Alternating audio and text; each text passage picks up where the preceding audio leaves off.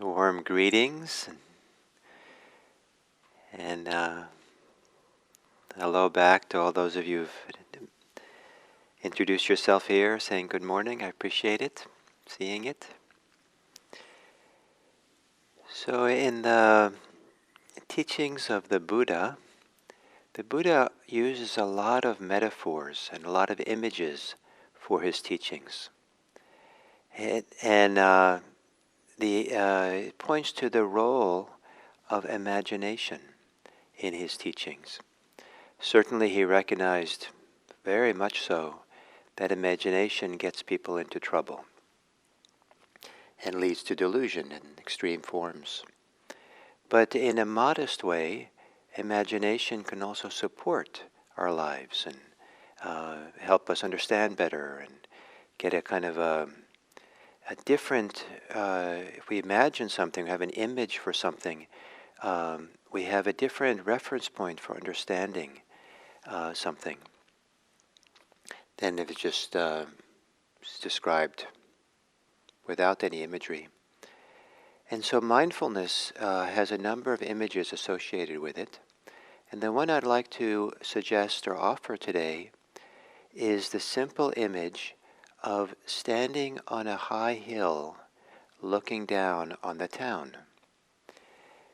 With enough distance high up, having an overview, it's easier to have equanimity about what we see, to not be caught up in the middle of the arguments and the banter and the bargaining in the town market and all the different things that are going on in the town. And one of the meanings of equanimity in Pali, the Pali word upekkha, is in fact to have an overview of something, to be able to stand back and get the big picture of it. And in so doing, not getting too caught up in the drama of it all.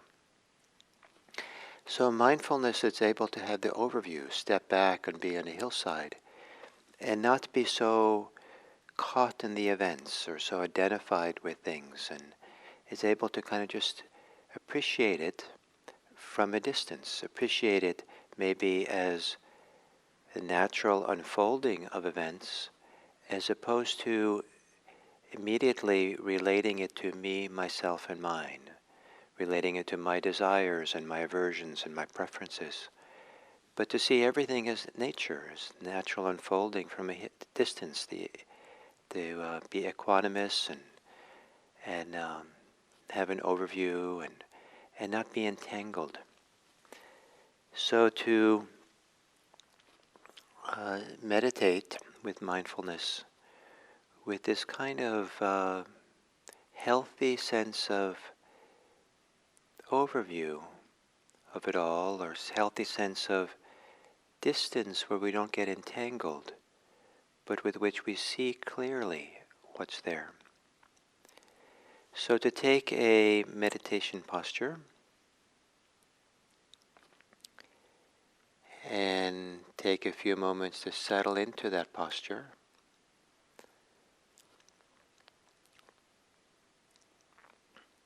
Perhaps supported by taking some long, slow, deep breaths.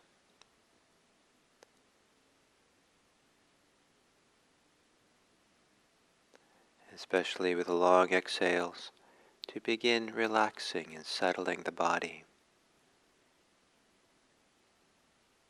One of the very interesting things about meditation are the layers upon layers of more subtle relaxation that can happen. Right down to relaxing how we're conscious, how we're aware.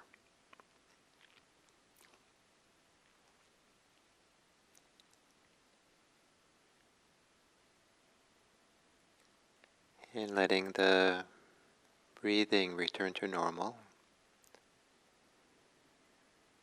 And as a way of getting settled, arriving here in the present moment, and setting up the conditions to be mindful of the present moment. Take a few moments to relax your body.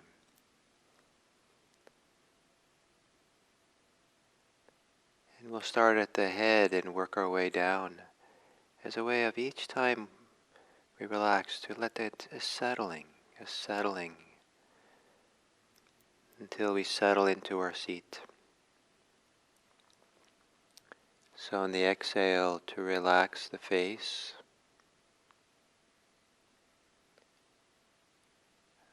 softening the eyes and the eye sockets.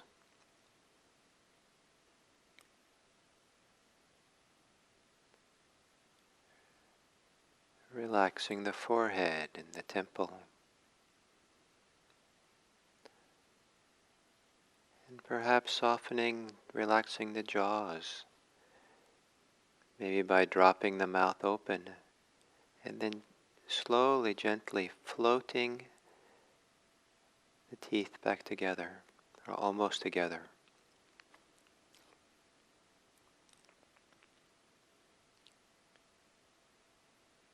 Relaxing the muscles of the neck.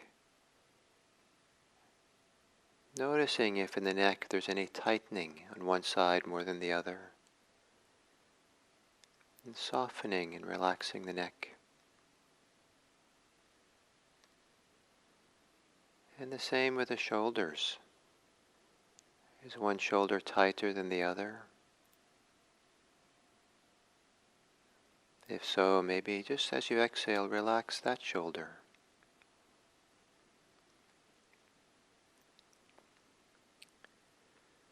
Or relax both shoulders, softening, releasing the shoulders to the pull of gravity.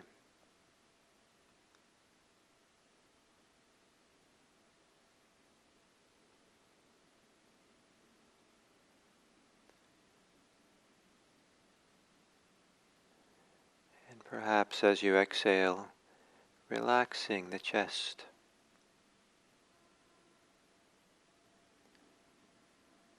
Maybe a sense of release. Maybe everything that's behind your front rib cage can settle away from the rib cage. The heart can rest.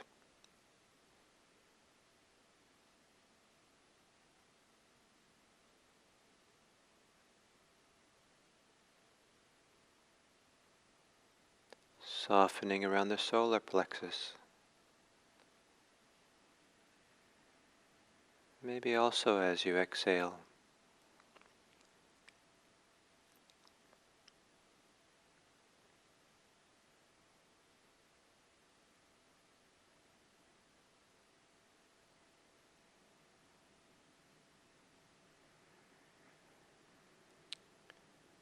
And softening your belly.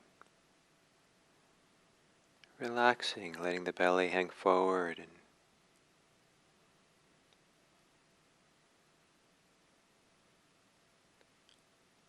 then your whole lower innards. As you exhale, relax and settle down into the pelvic cavity. And relax the pelvis into your seat, your cushion.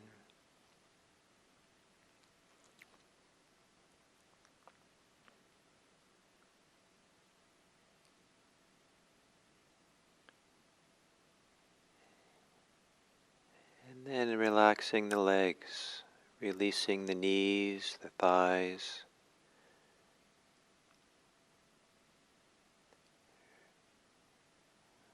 Releasing your legs to be supported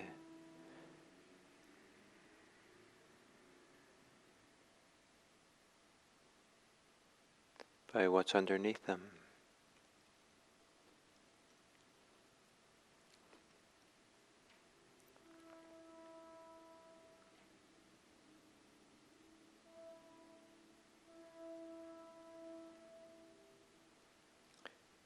And then relaxing the whole body. Sometimes the whole body is braced. Releasing the whole physical body. Letting go, softening.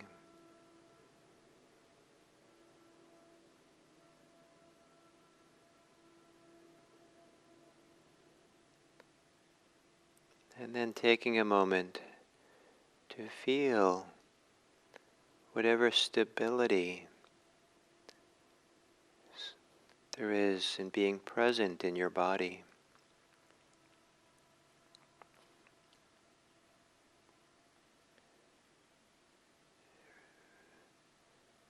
And also, as you feel the body, it's almost as if you can relax into the body more. Relax the mind. Relax any tension or pressure or contraction associated with thinking or being concerned about things. Whatever physical feelings of tightening that come with how the mind works, relax that as well.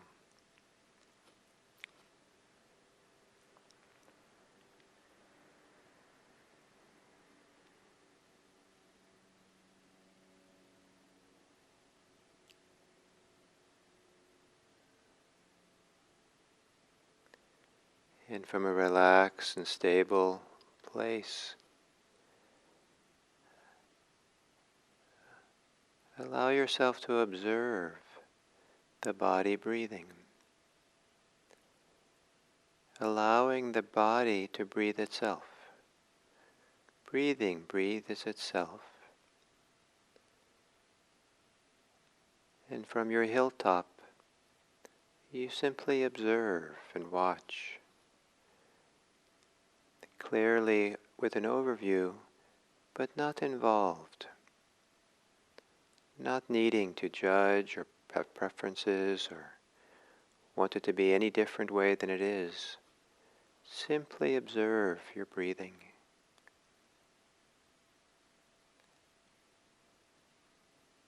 It's kind of a gift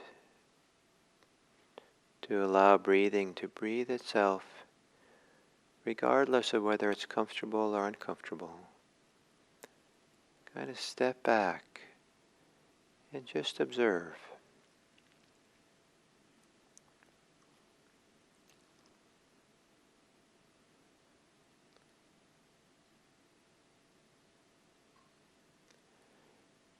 And observing is more relaxed than wanting and not wanting and fixing and changing. Just to simply settle back and observe as if you're leaning against a tree on the hilltop, relaxed, at ease, observing your breathing, observing whatever arises in the present moment, observing how whatever disappears. Breathing, body sensations, feelings, emotions and thoughts, sounds are observed, leaning against your tree on a hilltop with an overview. Just observe.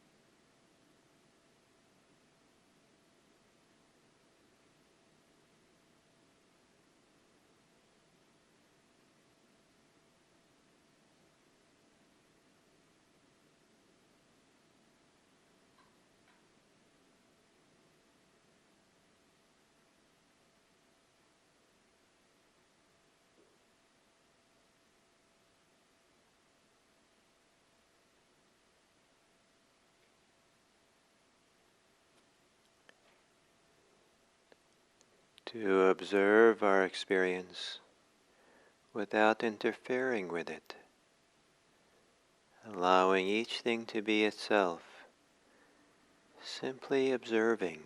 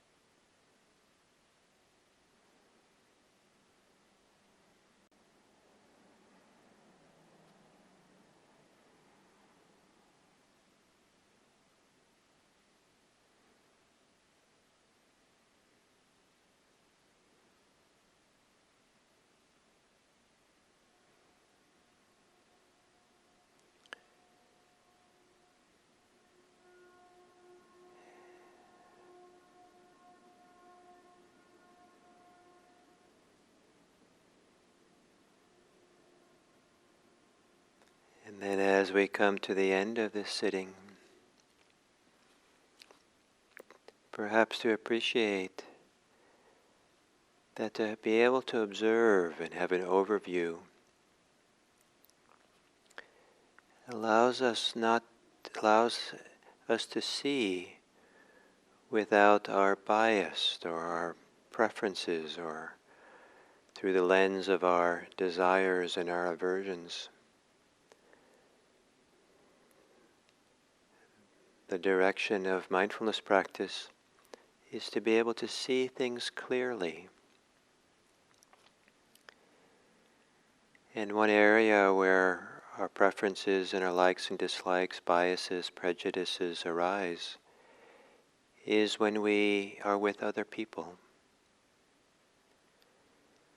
And to be able to have a feel for, to understand how to see clearly, to observe or see or take in other people without the interference of our bias and prejudices and fears, desires, is a gift. To be able to settle back and really take in another person in their humanity, in their fullness. To drop our guard, to drop our hesitation, and to observe not in an aloof way, but in a way that allows us to see people in deeper ways, in fuller ways, in respectful ways. And may it be that this practice that we do, meditation we've done today, supports us to give a clear presence, clear attention to other people, people we meet, people we know, and how we have the overview of the whole world and all its people. May our clear seeing see the depths and fullness of people's humanity, and in doing so, to care for their welfare and happiness.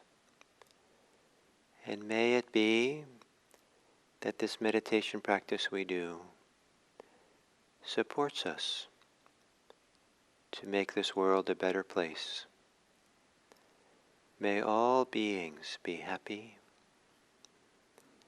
May all beings be safe. May all beings be free.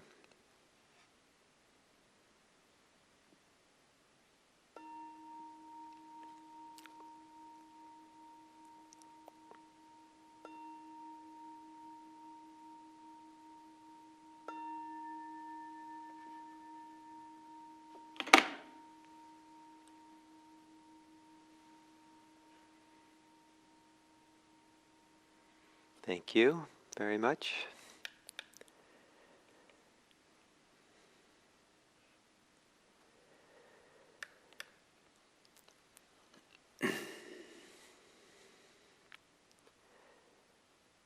So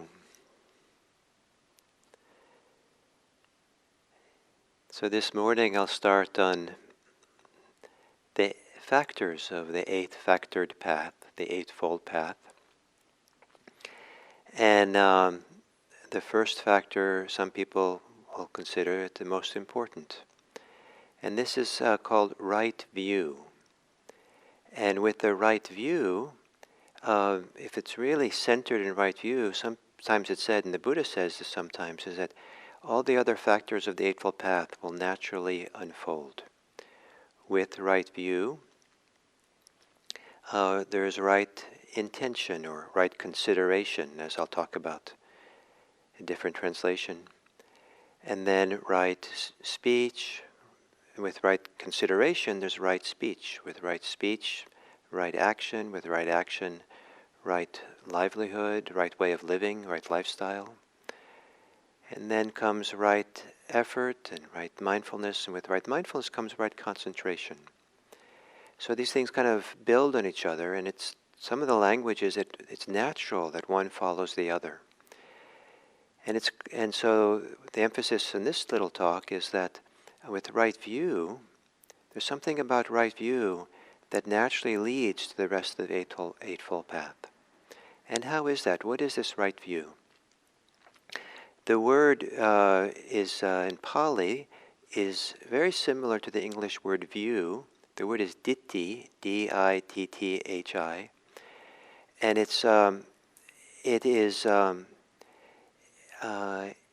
it means more literally kind of to see, or kind of derived from the verb to see or to look, and it's the way of looking, and so it's similar to the English word view, where you can go to a vista and see the great view of the town below you from high up. You have a nice overview, view.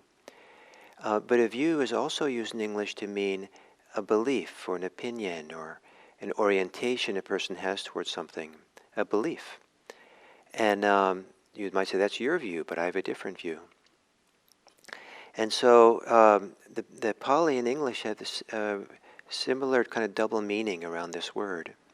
And that double meaning comes into play when we look at what the meanings are for right view. And there are two meanings, or two categories of meanings of this right view, and that relate to the two ways I've talked about the Eightfold Path. On one hand, the Eightfold Path can be a beginner's practice when someone comes to Buddhism, learns about the Eightfold Path, and one begins to follow it. And on the other hand, it could be someone who has some experience, some real maturity in the practice, some deep kind of realization of freedom, where right view is a consequence of that realization. So for the person who begins, sometimes maybe called the more conventional Eightfold Path and conventional right view, is closer to the English idea of a belief, an understanding that we have, a perspective that we adopt, a frame of reference for understanding our experience. And I like the language of frame of reference or perspective because a belief implies you have to believe something. A perspective or frame of reference means it's a way of looking that doesn't necessarily involve a belief, but it's perspective we bring. There can be many perspectives, and for now we're going to use this perspective. But it's okay to see it as a belief. So I call this the conventional right view, and then there's the liberating right view. And for today, I'll mention this conventional right view that's more like a belief. And there are two kind of beliefs or perspectives or frames of references for understanding our experience that is this conventional right view.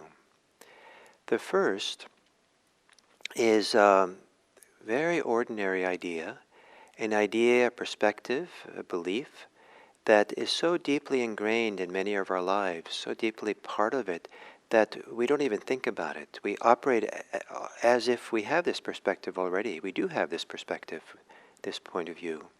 So it's not really a foreign idea, it's just that it's emphasized and made conscious in a way that maybe isn't always so conscious, or maybe not applied as deeply as it could. And that is the view that our actions, the actions we do, are consequential. That what we do has consequences. And that's almost, some people say, what's the big deal of that? The big deal is that we want to take care of our actions.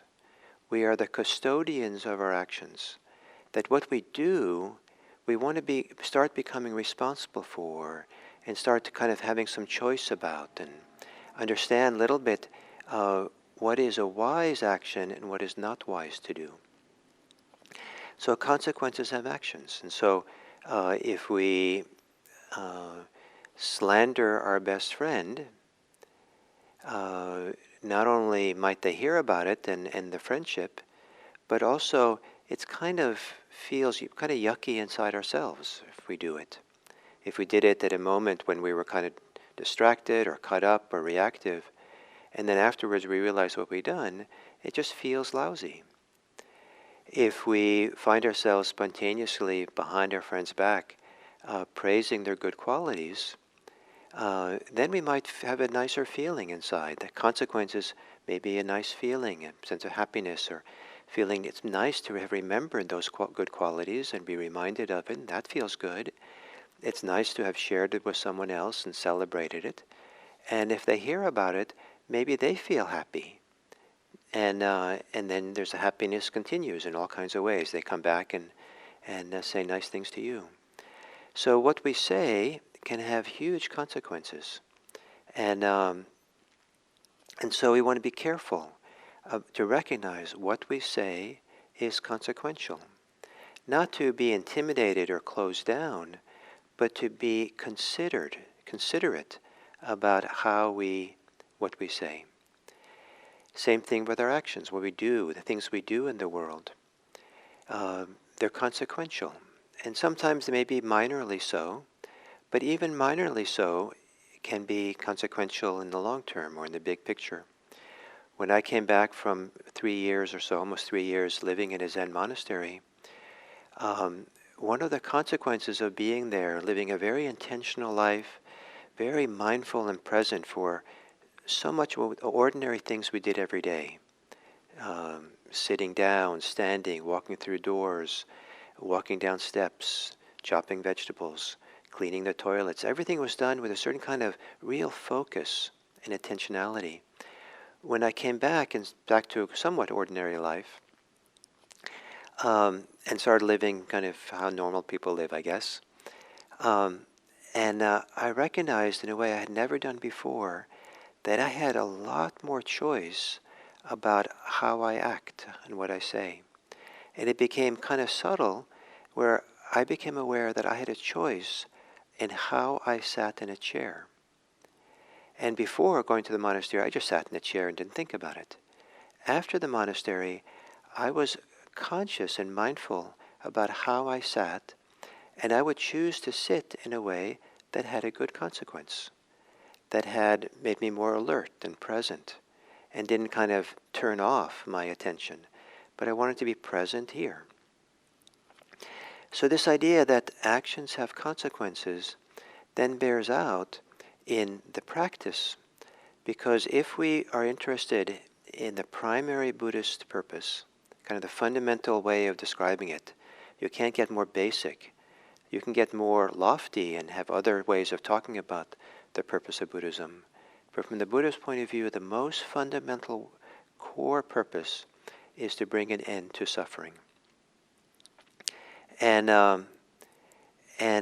So this principle that our actions have consequences play out in relationship to suffering and freedom from suffering. That our actions can move in one direction or the other. They can move towards greater suffering or greater freedom from suffering. And this then comes into the second conventional right view, and that's the right view that some actions are wholesome and some are unwholesome. Some are skillful or unskillful, depending how the word kusala is translated, K-U-S-U-L-A. And kusala can be translated as skillful or wholesome. To make it really practical and maybe more understandable for English speakers, sometimes I like to render those two words as helpful and not helpful, harmful or not harmful. So kusala is helpful, it's not harmful.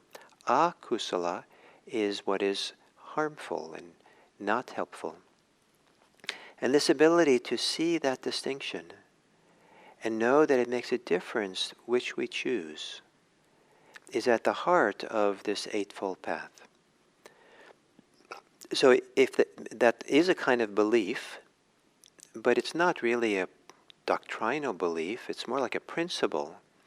So that's why a principle or a frame of reference or a orientation that we adopt the orientation that every action we do is consequential. And so then in a relaxed way, not being burdened by that, as if you're going to run a marathon, you start slow and easy. You don't kind of go all out. But the idea is to orient ourselves now that our actions are consequential. We're responsible for the consequences if we are choosing what we do. And in a certain way, there's a lot of more choice in what we say and do and act than most of us really recognize. And not to be burdened by that choice, but to actually find it liberating to have choice. Because it takes a while to get a hang of this, but we learn to choose that which is relaxing, that which brings ease, that which brings happiness and well-being. And rather than being conscious of choice becoming a duty or a burden, being conscious of choice is clearly felt like, oh, we keep going through the open doors. We keep going through the place where there's ease and freedom and goodness. And coincidentally, the place where the doors are open, where there's ease and relaxation, openness, happiness, tends to be in the direction of goodness, tends to be the direction of being ethical, tends to be the direction that leads us to freedom. So the conventional right view, some people will say that it has to do with understanding karma. And I say that the fundamental core idea of karma is that our actions have consequences. And just have that principle as you go through the day, to have that orientation. And you might see over the next 24 hours, before we come back tomorrow and I teach about the liberating right view, you might kind of tune into your choices in what you say and what you do, and you might tune into a little bit to noticing the consequences of your actions. And you might review it afterwards. How would that feel? How did that make me feel? Was that good for me? Was that not good for me? Was that helpful or not helpful? Do I feel more alert or do I feel more kind of down for what I just did? Both in action, in speech, and if you really get subtle and have the mindfulness strong, the mind, the thoughts and motivations and in the mind are also a kind of action. So what we think has consequences too. And then the practice gets really fascinating and really useful when we're able to see our thinking and see that those are also consequential for how we feel and how we are. And we can choose in a healthy, appropriate way to not think that which is undermines us. And we can think that which supports us. So, right intention, conventional right intention. And I look forward to talk about liberative right, not intention, right view, liberative right view tomorrow. Thank you.